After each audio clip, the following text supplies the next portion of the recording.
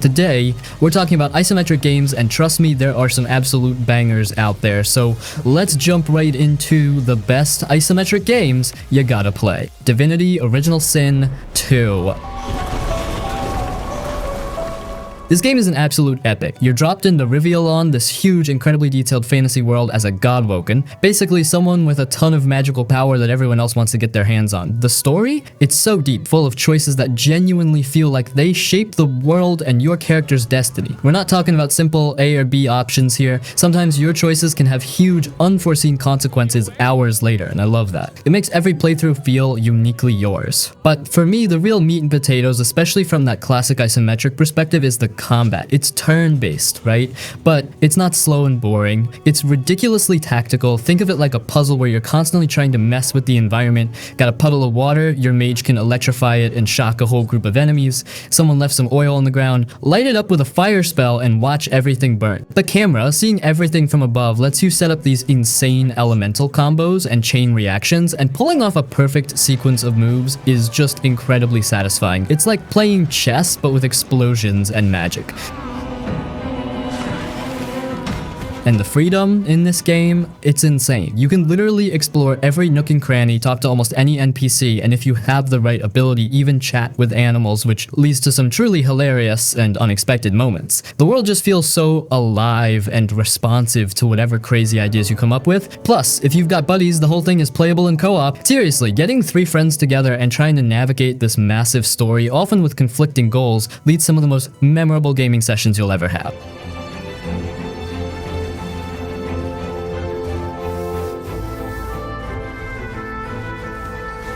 Disco Elysium.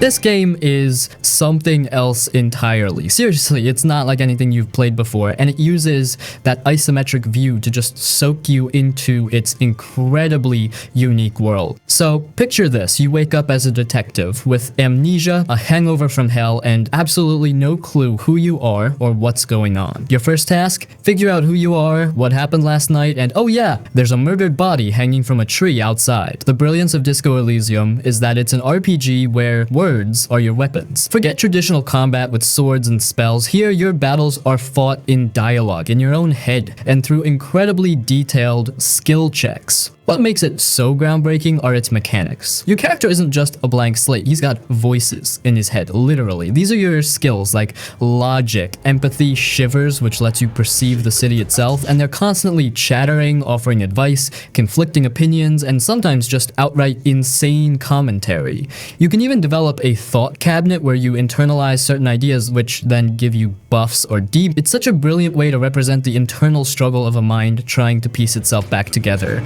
A smile of It's one of those games where you spend more time reading and thinking than clicking a mouse to attack. But it's never boring, the writing is just phenomenal, witty, philosophical, deeply human, and often darkly funny. You'll laugh, you'll feel uncomfortable, you'll ponder the meaning of life, all while trying to solve a brutal murder. Disco Elysium completely reinvents what an RPG can be. It's a must-play not just for its stunning isometric art and intricate world building, but because it proves that you don't need combat to have a deeply engaging and utterly unforgettable gaming experience. It's truly a masterpiece of narrative design.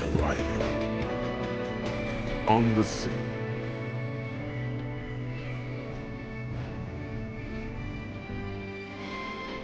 The Hades.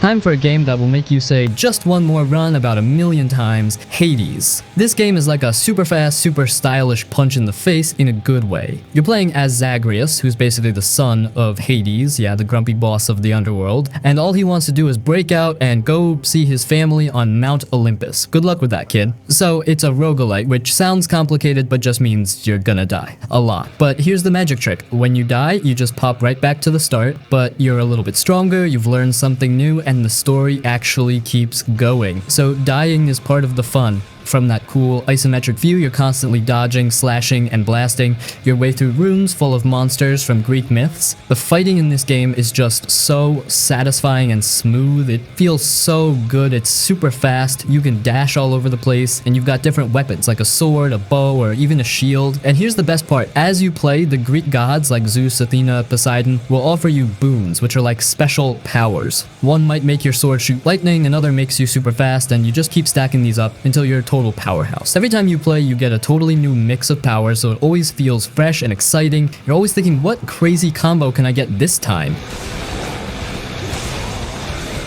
But what really sets Hades apart from other games like it is the story. Even when you die, you go back to Hades' house, and all the characters there, your dad, your stepmom, even the guy who gives you your weapons, will have new stuff to say based on how far you got or what you did. It's wild because the story actually unfolds as you keep trying and failing. It's got tons of humor, family drama, and cool characters. Plus, it looks amazing with its hand-drawn art, and the music just makes you want to punch something. Hades is just pure addictive fun. It's got super slick action, a story that keeps you hooked even when you're dying, and it just feels good to play. If you like fast-paced games where you get stronger every time and always feel like you're making progress, you absolutely gotta play this one. It's a total banger.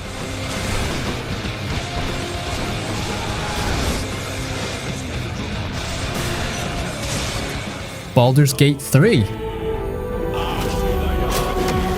Hold on to your hats because we're about to talk about a game that basically took the whole world by storm, and for a super good reason. Baldur's Gate 3. This one is a big deal, like the big deal, especially for isometric games. So imagine you're just chilling, maybe on a giant alien spaceship that looks like a squid. Yeah, seriously, a squid ship. And then bam, you get this weird, gross little worm alien thing shoved into your eyeball, and guess what? It's gonna turn you into one of those creepy, tentacle-faced brain eaters if you don't do something about it. That's your starting point in Baldur's Gate 3. From that cool, slightly from above camera angle, you're looking down at this huge, beautiful world, and every little bit of it is packed with stuff to do. This game is based on Dungeons & Dragons, which is like the granddaddy of all fantasy role-playing games. So if you've ever wanted to play D&D, but like without having to actually sit around a table with dice and pizza stains, this is it. The fights are turn-based, just like in D&D, which means you get to really think about your moves. You can push enemies off cliffs, super satisfying, set the ground on fire, cast crazy spells, or just whack them really hard with a big sword. And because you're looking down, you can plan out your whole attack. Like, okay, my wizard will drop grease here, then my rogue will set it on fire, and my fighter will just run through the flames like a boss. It's tactical, but in a really fun, creative way. But here's the kicker. The story, man, the story is epic. It's not just about getting rid of that brainworm. It's about saving the whole world, making friends, maybe finding some romance, and dealing with a bunch of weird and hilarious situations. Every single choice you make, big or small, can change things down the road. Seriously, you can play this game like 5 different times and have completely different adventures. You meet so many amazing characters, and they actually remember what you did and they'll react to it. It's like living in a fantasy movie where you're the main character and you get to decide if you're going to be a total hero, a sneaky villain, or just a chaotic weirdo. Plus, the voice acting is top notch, the graphics are insane for an isometric game, and there are so many different ways to build your character, like tons of classes and subclasses from D&D. You could be a cool bard who sings enemies to death, a raging barbarian, or a sneaky rogue who picks every lock. Oh, and you can play the whole thing with your friends in co-op. Imagine trying to convince your buddy to make a bad choice just for the laughs. It's truly something else.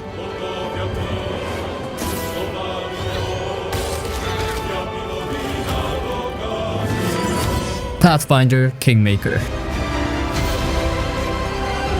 Here's the deal, you and your crew of adventurers are basically given a mission to go explore this wild, dangerous area called the Stolen Lands. It's full of bandits, monsters, and all sorts of magical weirdness. But then, plot twist, you actually get to become the ruler of this land. Yeah, you heard that right. It's not just about exploring dungeons and whacking bad guys, which it has plenty of. It's also about building your own kingdom, making big decisions, and dealing with all the headaches that come with being a king or queen.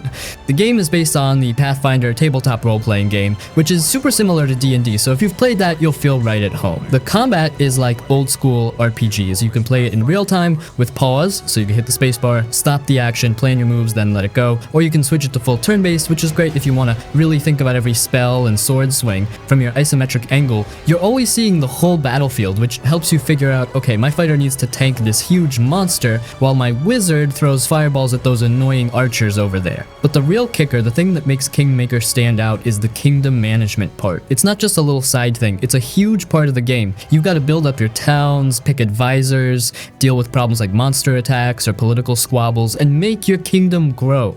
Your choices actually matter here too. What kind of ruler you are, good, evil, chaotic, lawful, whatever, will affect what kind of buildings you can build and how your people see you. It's like a mini game where you're constantly trying to keep your kingdom from falling apart, all while still trying to be an adventurer. It adds a whole new layer of pressure and fun. The stolen land shall be. Now, fair warning, this game can be pretty tough, especially at the beginning. You might feel like you're getting smacked around a bit, but if you stick with it, you'll find an incredibly deep story, tons of characters with their own quirks, and a massive world to explore. It's one of those games where you can just sink hundreds of hours into it.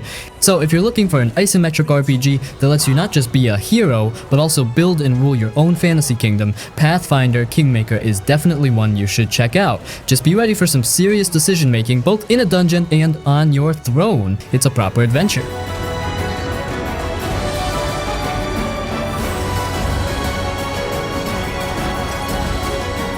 Pillars of Eternity.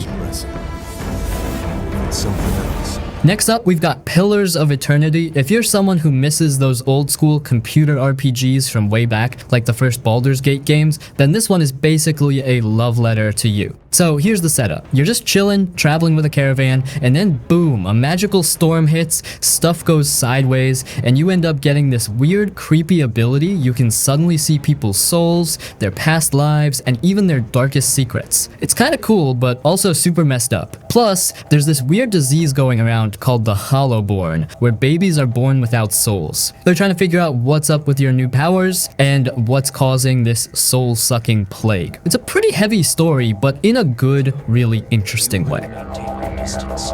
You'll have me to answer to. The world of Pillars of Eternity is called Eora, and it's got a ton of lore. Like, if you love reading about fantasy history, gods, and magic systems, this game's got you covered. It's like reading a really good fantasy book, but you get to make the choices. You'll meet a whole bunch of interesting characters who can join your party, and they're not just random fighters. They've got their own stories, their own baggage, and sometimes they'll even argue with each other. You gotta pick a balanced team, because the fights can get pretty tough. What makes Pillars of Eternity a must-play is how much it feels like those classic RPG adventures, but with modern polish. It's made by Obsidian Entertainment, and those guys are like the kings of making games where your choices actually have consequences. So every big decision you make, every quest you finish, it all changes how the world sees you and what happens next. It's got a massive story, deep characters, and that awesome feeling of exploring a dangerous world with your trusty band of adventurers. Do we choose our fate? Or are we instruments of the gods? Path of Exile. If you're into those click-to-kill, monsters and get loot kind of games, then this one is like the ultimate version of that. And guess what? It's totally free. No kidding. So, you start out as an exile. Basically, someone kicked out of their homeland and dumped on this super dark, messed up continent called Rayclast. Your goal? Survive, get powerful, and maybe get some revenge. You pick a character class, like a tough marauder or a sneaky shadow, but honestly, in this game, your starting class mostly just decides where you begin on the craziest skill tree you've ever seen. And speaking of that skill tree, oh boy. Imagine a spider web, but like a giant, complex spider web with like 1,000 different tiny little bubbles you can click on. Each bubble gives you a small boost, like more health or more damage with swords or making your spells stronger, but then there are bigger bubbles called keystones that completely change how your character works. It's so massive that you can literally build anything. And a dude in heavy armor who casts fire spells, go for it. How about a bow-wielding witch who summons zombies? Yep, you can do that too. It's awesome because it means your character is truly yours and there are endless ways to make a unique hero. You're always zoomed out enough with that isometric view to see the hordes of monsters you're about to unleash your carefully crafted chaos upon. The actual gameplay is all about smashing through hordes of enemies, collecting mountains of loot, and finding skill gems that you slot into your gear to get your actual abilities. Like, you find a fireball gem, stick it in your staff, and now you can throw fireballs. But then you find support gems that you link to it, and suddenly your fireball splits into 3, or chains between enemies, or explodes bigger. The combinations are endless, and it's so much fun finding new ways to make your character a walking destruction machine. They also constantly update the game with new leagues every few months, which are like mini expansions that add new mechanics, new items, and new challenges, so the game literally never gets old.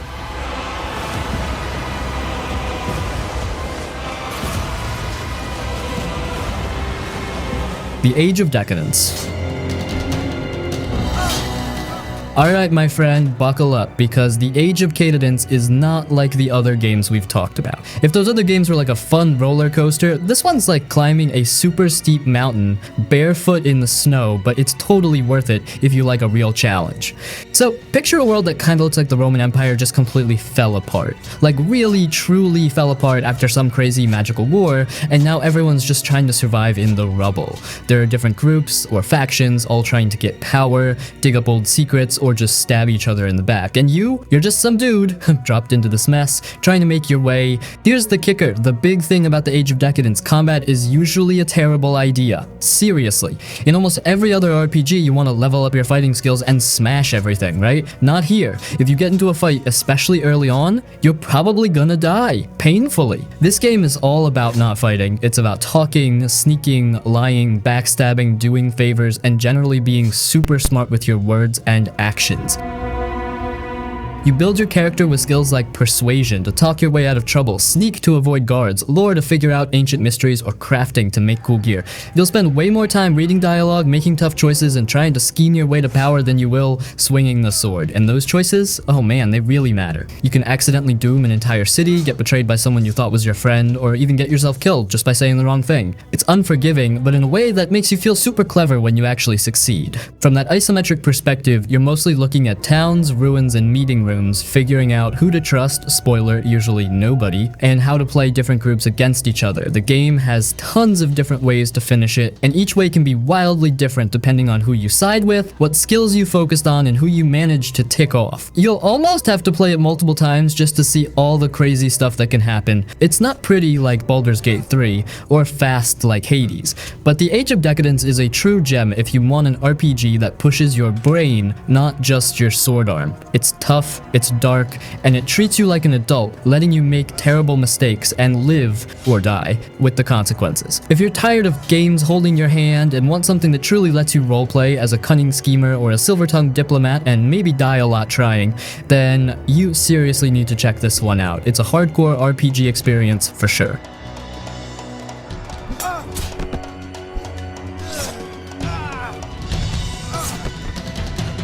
Wasteland 3. Let's talk about Wasteland 3. If you're looking for an isometric RPG that's like a wild, dark, and often hilarious road trip through a frozen, post-apocalyptic America, then this game is totally your jam. And man, they make it look good, even with all the snow and radioactive weirdness. So the setup is pretty wild. You're one of the last desert rangers from Arizona, and your crew gets ambushed in snowy Colorado. Almost everyone dies, but you and one other buddy survive. Now, you're stuck in this frozen wasteland trying to get help from this big boss dude called the Patriarch, who rules Colorado. He promises to help your struggling Arizona HQ, but only if you hunt down his 3 crazy kids who are messing everything up. It's a whole family drama, but with guns, mutants, and a ton of dark jokes. The combat in Wasteland 3 is super slick, turn-based action. It's kind of like XCOM, where you're moving your squad around, finding cover, and trying to get good angles on the bad guys. But they've added some cool stuff too. You can blow up environmental stuff, call in strikes from your awesome upgradable armored vehicle. Yeah, you get a battle truck. And characters can earn special precision strikes that let them target specific body parts or weak points. It's super tactical, and from that isometric viewpoint, you can see the whole battlefield, which helps a ton with planning your moves. You'll be thinking, okay, my sniper needs to to hit that guy in the head, while my heavy gunner suppresses the other group. But what really makes this game shine is its story and choices. This isn't just about shooting, it's about shaping the future of Colorado. Almost every decision you make, big or small, has real consequences down the line. You'll meet tons of crazy factions like cultists who worship Ronald Reagan. Seriously? Clown-faced gangs and all sorts of weirdos. Do you side with the good guys, the bad guys, or try to play them all against each other? The game doesn't hold your hand, and sometimes there's no right answer, which is awesome for replayability. You might finish one playthrough and then want to jump back in just to see what happens if you made different choices.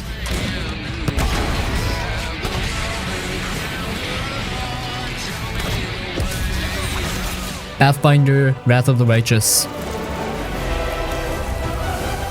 So the story here is no joke. You're dropped smack dab in the middle of a massive war against demons. Not just any demons, but hordes of them pouring out of a literal hole in the world called the World Wound. You somehow survive a brutal attack and discover you've got these mysterious mythic powers. Next thing you know, you're basically put in charge of the entire crusade against the demon horde. Yeah, you're literally leading armies, fighting huge battles, and trying to figure out how to slam that World Wound shut. The absolute coolest thing about Wrath of the Righteous is the mythic paths. This is where your character goes from being a regular powerful hero to something insane. At certain points in the story, you get to choose to become an angel, a demon, a lich, like an undead wizard king, an Azadata, chaotic good nature spirit with a dragon sidekick, totally adorable, an Aeon, a judge of time and balance, or even a trickster who solves problems with pranks and pure chaos. Each path gives you completely different powers, unique quests, changes how characters react to you, and even alters the ending of the game. It's wild because you could play through the game like 6 or 7 times and have a totally different experience each time. The combat is classic Pathfinder, just like in Kingmaker, meaning it's super deep. You can switch between real-time with pause, so you can plan your moves then watch them unfold, or full turn-based if you want to take your sweet time like you're playing D&D at a table. From that top-down view, you're commanding a party of up to 6 characters, each with their own complex abilities, spells, and feats. You'll spend hours just building your characters, picking from a ridiculous number of classes, subclasses, and feats. It's like building your ultimate fantasy super team. And on top of all the adventuring, you also get to manage your crusade. You'll be building armies, sending them off to fight demons on a tactical map, and making big strategic decisions that impact the war. It's like a whole game within a game, making you feel like a true commander of a massive war effort. Now this game is massive, like ridiculously massive. It's got a super deep story, tons of reading, in a good way if you love lore, and some truly challenging fights. But if you're looking for an isometric RPG that lets you role play as a truly epic hero, or villain, or chaotic trickster, with mind-blowing character customization and a huge sprawling adventure against the forces of evil, then Pathfinder Wrath of the Righteous is a total must-play. It's one of those games that will keep you busy for a very, very long time. Go for it.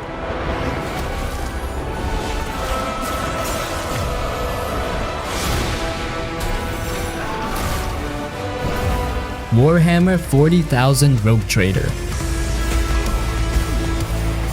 Let's talk about a game that throws you into the grim duck future of, well, the grim duck future. We're talking Warhammer 40,000 Rogue Trader. If you've ever heard of Warhammer 40k, you know it's all about giant space marines, crazy aliens, and a galaxy where literally everything wants to kill you. And this game, from that cool isometric view, drops you right into the thick of it, but in a way that's totally unique. So you're not some grunt soldier here. Nope, you're a rogue trader, which is basically like a super rich, super powerful space explorer and merchant who has a special pass from the Emperor himself to go wherever you want, explore uncharted space, fight aliens, and basically do whatever it takes to expand the human empire. You inherit this massive void ship, think of it like a floating city in space, and a whole legacy of crazy adventures. Things go sideways right at the start, and suddenly, you're the boss, with tons of power and even more responsibility. The game is a party-based RPG, just like Pathfinder and Baldur's Gate 3, made by the same awesome folks at Owlcat Games. So you know it's gonna have a super deep story and tons of choices.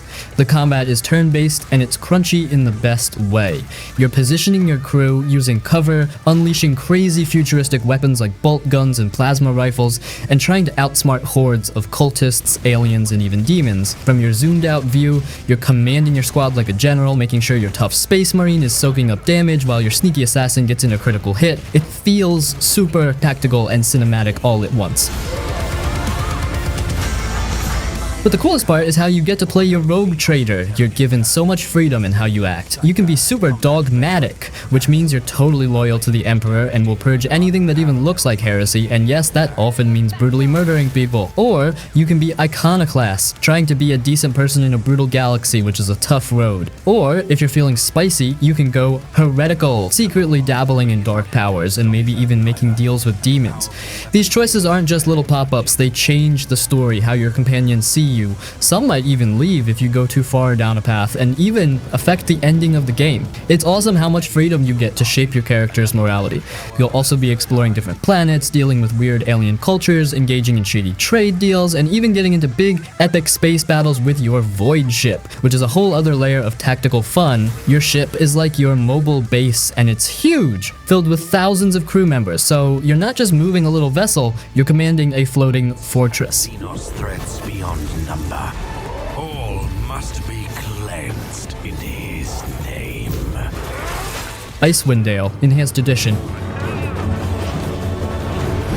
So in Icewind here, you're not some special chosen hero like in Baldur's Gate, nope. In Icewind Dale, you create your entire party from scratch. Yeah, you get to make 6 different characters, pick their races, their classes, like a mighty fighter, a wise cleric, or a sneaky rogue. And then off you go into the super cold, super dangerous region of Icewind Dale. It's filled with ancient evils, grumpy giants, and more monsters than you can shake a frosty stick at. You're basically a group of adventurers hired to investigate some weird stuff happening up north, and it quickly turns into a desperate fight for survival. The core of Icewind Dale is its combat. So you know, it's once again, it's real time with pause, just like Pillars of Eternity or the old Baldur's Gate games. So you hit the spacebar, the action stops, you tell your dwarf to smash that goblin, your wizard to cast a fireball, and your cleric to heal the tank. Then you unpause and watch the chaos. Unlike some other D&D games where there's a huge focus on talking and complicated political stuff, Icewind Dale is more straightforward. It's like, here's a dungeon, here are monsters, go clear it out and find the evil thing. The story is there and it's cool, but the real star is the continuous stream of challenging fights and the satisfaction of building up your own perfect party of monster slayers, as you're constantly finding new gear, leveling up your characters and making them stronger to take on even tougher challenges.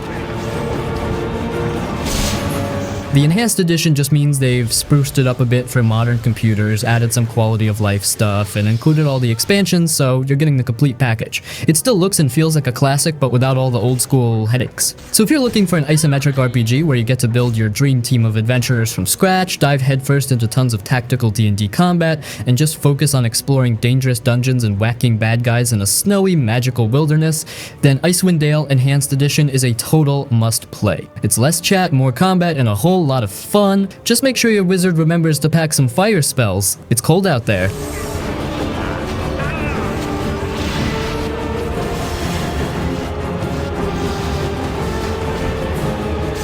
The Tunic. Now this game is something special. If you ever loved those old school Zelda games where you're exploring, finding secrets, and just figuring stuff out on your own, then you're gonna absolutely adore this. And it's all presented in this super charming, beautiful isometric view that just makes everything pop. So imagine this. You're a cute little fox wearing a tunic, hence the name, and you wake up on a mysterious island. There's no one telling you what to do, no big arrows pointing where to go, you just start exploring. You'll find a stick, then a shield, and pretty soon you're slashing at adorable but surprisingly tough monsters.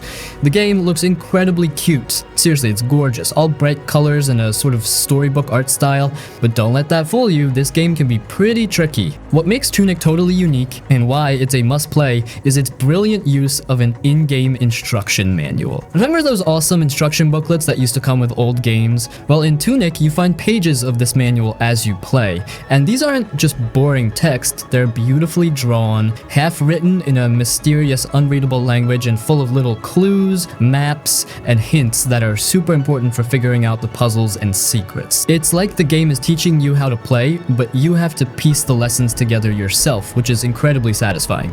From that isometric angle, you're always spotting little details on the ground or hidden pathways that might lead to a new manual page or a secret.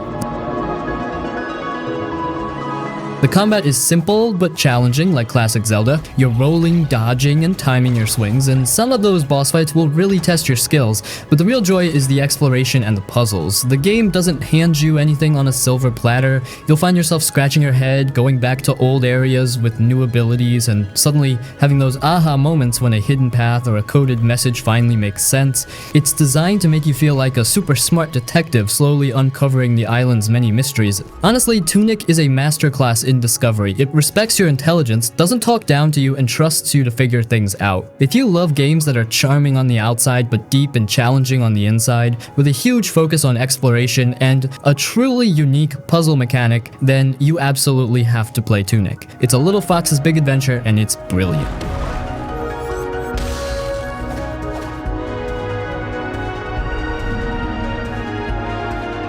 Wildermyth. Imagine you're starting a new fantasy adventure. You create a few characters, maybe a grumpy warrior, a shy hunter, and a goofy mystic. But here's where Wildermyth gets crazy. The game then generates a whole story just for your characters. They'll go on quests, they'll fall in love, they'll become rivals, they might lose a limb, or they could even get turned into a walking tree person or a celestial being by some weird magic. Seriously, your characters will age, transform, and change over the course of a campaign, and it all feels super personal because it's their unique story. The whole game looks like a paper cutout brought to life. Characters move like they're made of folded paper, and the environments look like they're drawn right out of a fairy tale. When it comes to fighting, it's classic turn-based tactical combat. You'll move your heroes around a grid using their unique abilities to take down monsters. Your warrior might bash a monster's head in, your hunter might sneak around for a perfect shot, and your mystic might use a spell that turns a rock into a magical wall or a bush into a healing spot. The environment plays a big part too. You can often use rocks for cover or set things on fire. It's super engaging, and you're always trying to figure out the best way to use your heroes' ever-changing powers.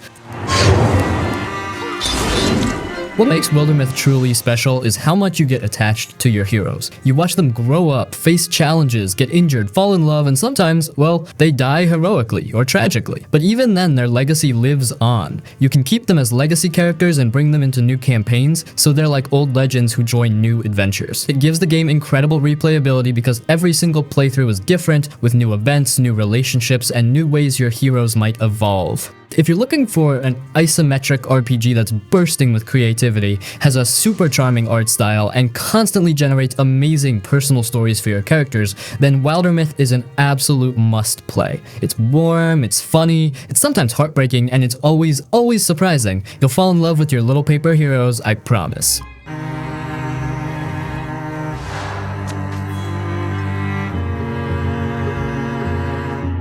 Triangle strategy.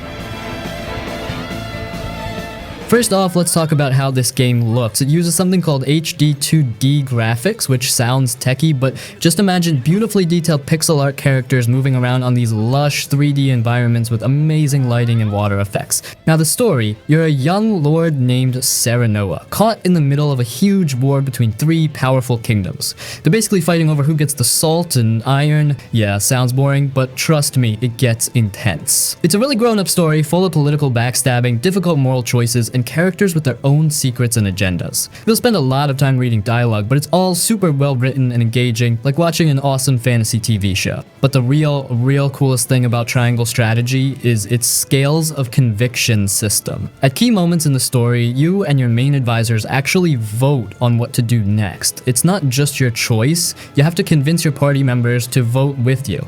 You'll learn about their beliefs, talk to people in the town for info, and then present your argument. These decisions are huge. They can literally change the whole path of the story, decide who lives or dies, and even affect which characters will join your army. It's like a choose-your-own adventure where the choices are weighted by a democratic vote, and it makes you think hard about every single move. It's awesome because it makes you feel like your decisions truly have weight. You are responsible for more than just your own life now. And now, of course, the combat. So, think Final Fantasy Tactics or Fire Emblem. You're moving your characters around a grid, using height advantages, flanking enemies for extra damage, and combining elemental spells, like setting a patch of grass on fire and then pushing an enemy into it. Each character has unique abilities, so you're always thinking about how to best use your archer, your knight, or your magic user to outsmart the enemy on that isometric battlefield. Not another step. A battle to prove which of us is more fit to rule Northalia. A new future is before us. But first, we must carve our way through to it. Solasta crown of the Magister. When we make history! If you've ever thought, man, I wish there was a video game that felt exactly like playing Dungeons and Dragons, rolling dice, and using all those crazy rules, then Solasta is pretty much that dream come true. What makes Solasta so special is its incredibly faithful use of the Dungeons and Dragons 5th edition rule set. Seriously, the developers got permission to use the official rules and they stuck to them like glue. That means everything you love about D&D is here. Initiative rolls, spell slots, advantage and disadvantage on your dice rolls, reactions, opportunity attacks, it's all there translated perfectly into video game form. You're building your entire party from scratch just like you would for a tabletop campaign, picking your races, classes, and even personality traits. It's a D&D fan's paradise. Now, the combat in Solasta is where it really shines, thanks to that strict D&D rulebook and its focus on verticality. Most tactical RPGs are pretty flat, right? Not Solasta. Dungeons and battlefields are designed with multiple levels. You'll be fighting on ledges, climbing up cliffs, pushing enemies off high places for huge fall damage, or flying over chasms to get the perfect angle. From that isometric perspective, you can really see and plan out how to use the environment. Got an archer? Get them on high ground for an advantage. Got a wizard with a levitate spell? Lift an enemy into the air and then drop them. It adds so much tactical depth and makes every fight feel like a puzzle. Now, the story is a classic high fantasy adventure. You and your party are tasked with finding ancient artifacts to stop a catastrophe from happening again. It's not as sprawling or choice heavy as, say, Baldur's Gate 3, but it's a solid, engaging narrative that keeps you moving through interesting dungeons and encounters. And because you created your own party, you even get little banter moments between your characters that feel unique to your group.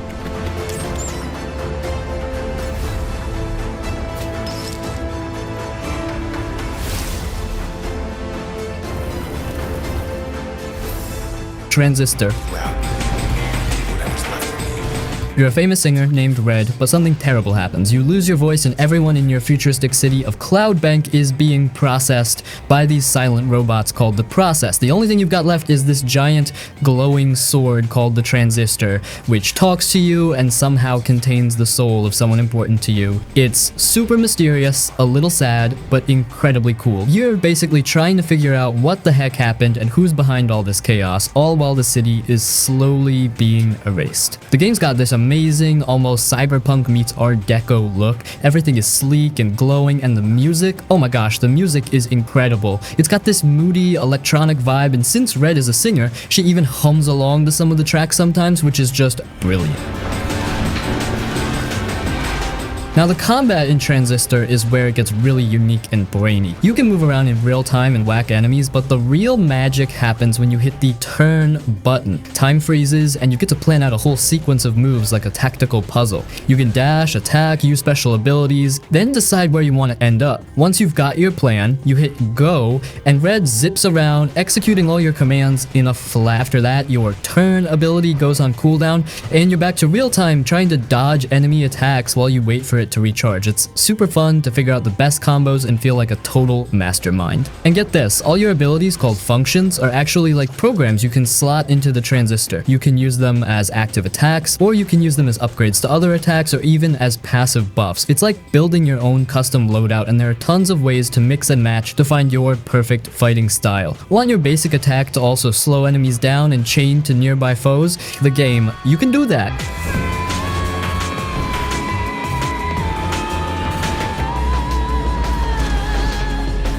No rest for the wicked?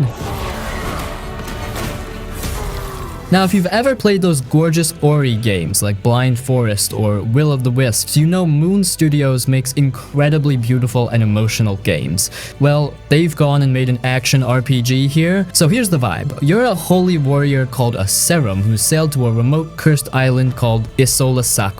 There's a nasty plague spreading, people are going crazy, and a new king just died. It's all very dark and moody, but in a super cool painterly way. Now the combat is where this game really stands out, and it's important to know this up front. It's not like Diablo or Path of Exile where you're just clicking a million times and watching numbers fly. No Rest for the Wicked has much more of a Souls-like feel. Think Dark Souls, but from an isometric perspective.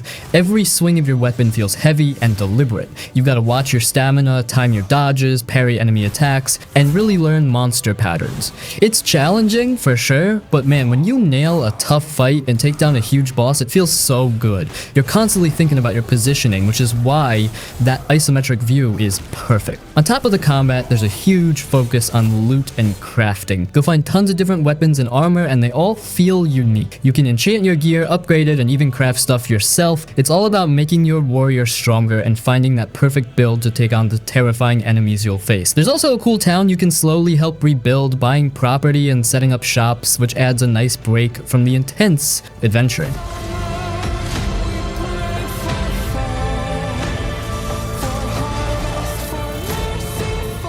Last Epoch.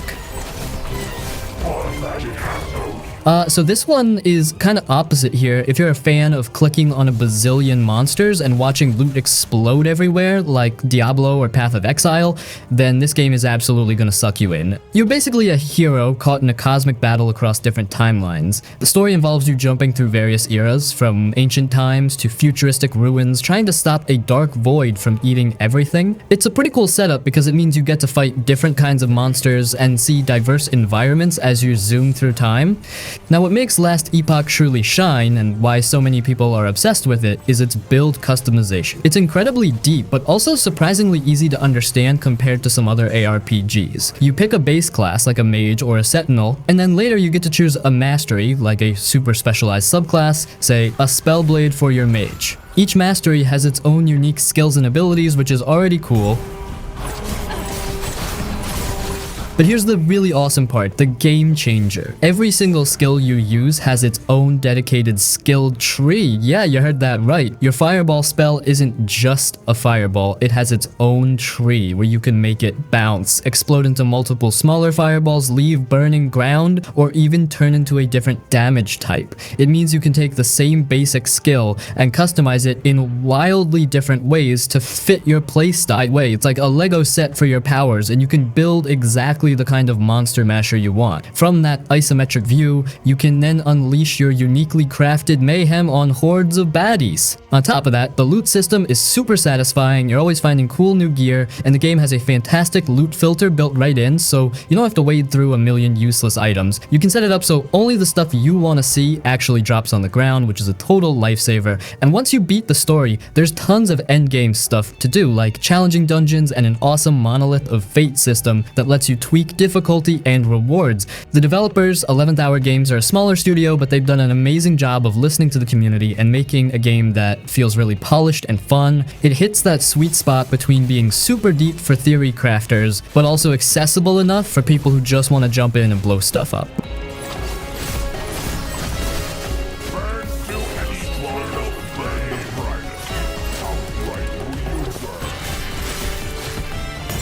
Grim Dawn. Humanity is barely surviving in a world torn apart by a devastating supernatural war between two cosmic powers. Think Victorian-era aesthetics mixed with a grim apocalyptic fantasy.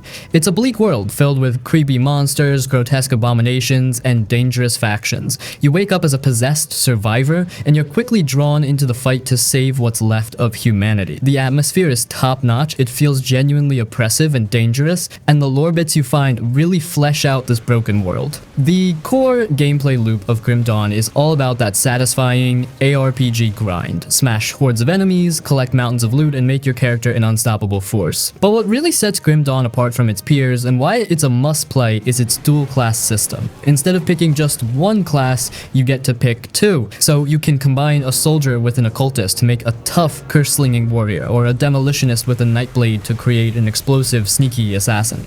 The possibilities are huge, and it leads to an incredible amount of build diversity. You're constantly finding cool synergies between your two chosen masteries, and it makes every new character feel fresh and exciting. And about the combat, so it's fast-paced and visceral here. You're unleashing a barrage of abilities and attacks, dodging enemy assaults, and watching satisfying explosions of gore and loot. The loot system is also freaking deep, with tons of different item rarities, magical affixes, and unique set bonuses to hunt for. Crafting is robust, and you can even apply powerful components and augments to your gear to further customize your build. Beyond the main story, there's a robust endgame, including challenging roguelike dungeons, a crucible arena mode for wave-based combat, and the Shattered Realm, where you push through increasingly difficult shards for rewards. Plus, there's a cool faction system where your choices and actions affect your reputation, opening up new quests, vendors, and even powerful nemesis bosses who will actively hunt you down if you piss off their faction enough.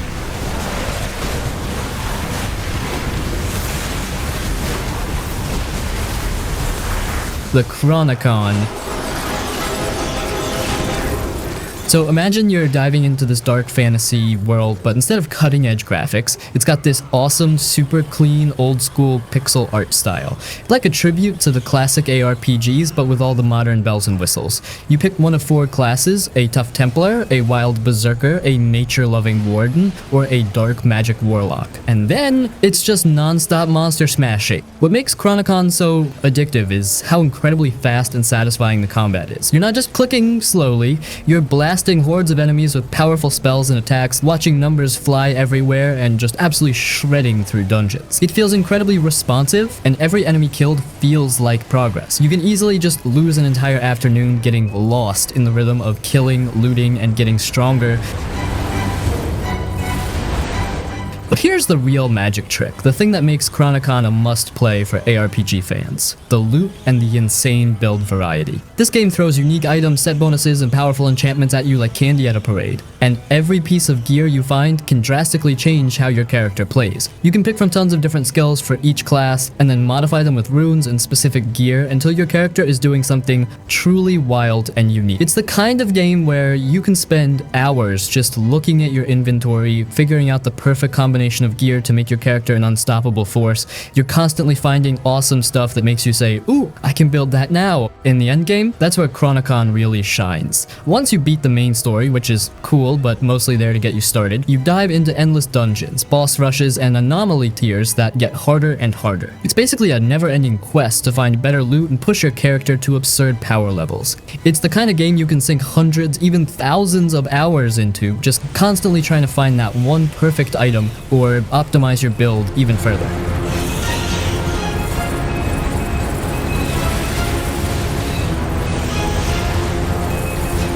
Torchlight 2.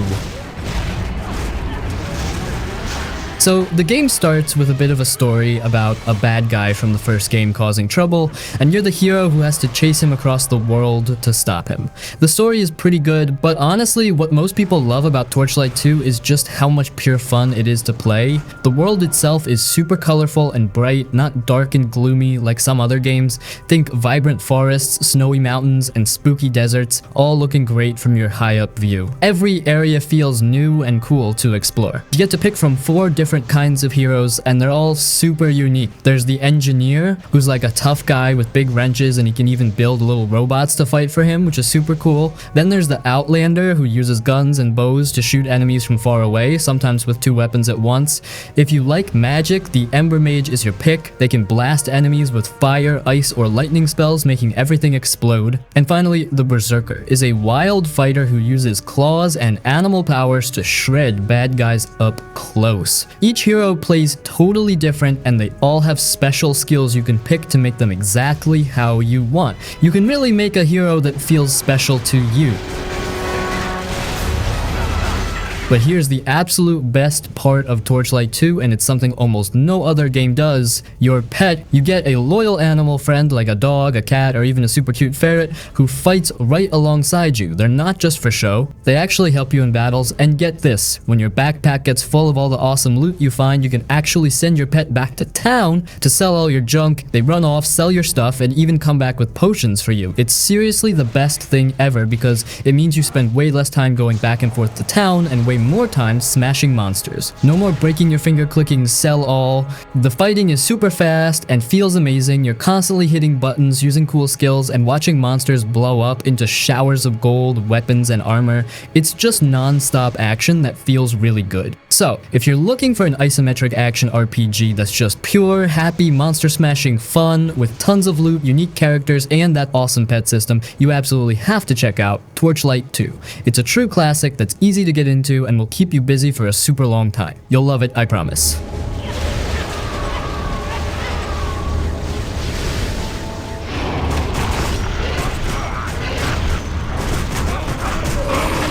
The Incredible Adventures of Van Helsing. You're the son of the famous monster hunter Van Helsing, yeah, the one from the Dracula stories. You're heading to a dark, gothic place in Eastern Europe, like something out of an old horror movie, but with weird science and magic mixed in.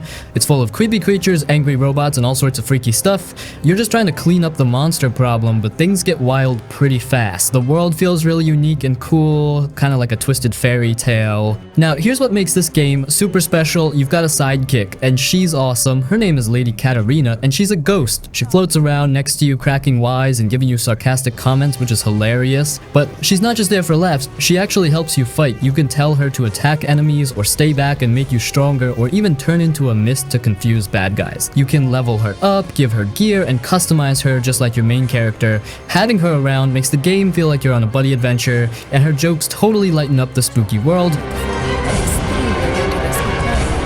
The fighting is super fun and fast. You're just hacking and slashing through tons of enemies using cool skills and spells. You can play as different types of monster hunters, like one who's good with swords, or one who's great with guns and tricky gadgets. You get to find lots of loot, like new weapons and armor, which is always satisfying. You'll spend time leveling up, making your character stronger, and picking new skills to make your monster hunting style just right. There are even some parts where you have to defend a spot from waves of enemies, which adds a cool twist to the action. It's like a mini tower defense game inside your monster slaying adventure. And the whole game is full of witty dialogue, especially the back and forth between Van Helsing and Katarina. They're like an old married couple, but with ghosts and monster guts.